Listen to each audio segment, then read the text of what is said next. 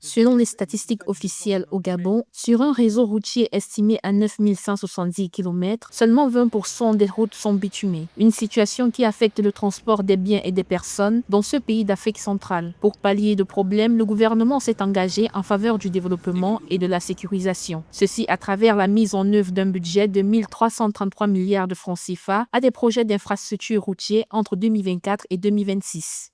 Nous n'avons pas d'équipement de transport. Les zones de débarquement et d'embarquement, nous n'avons pas de gare routière. Aujourd'hui, dans ce pays, il n'y a pas de gare routière, ni à Libreville, ni nulle part ailleurs.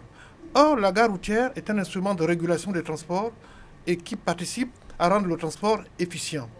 Donc, nous pensons qu'au niveau des équipements, il faut commencer par le prioritaire. Dans le même ordre d'idée, le gouvernement gabonais a approuvé un projet de décret lors du Conseil des ministres en 2024 qui prévoit d'emprunter 74 milliards de francs CFA pour financer la construction de 4 passerelles, du nouveau pont Ebel à Bangar, ainsi qu'un flyover à Libreville, la capitale. Plusieurs travaux de modernisation des voies secondaires ont été également lancés. Ces initiatives visent à améliorer la connectivité et l'accessibilité dans la région, donnant aux populations un nouvel espoir pour des déplacements aisés et sécurisés.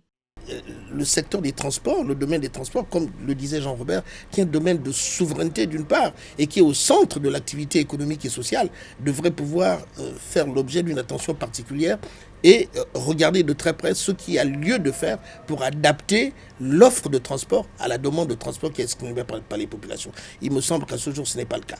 Donc il y a quelque chose à faire de ce côté-là.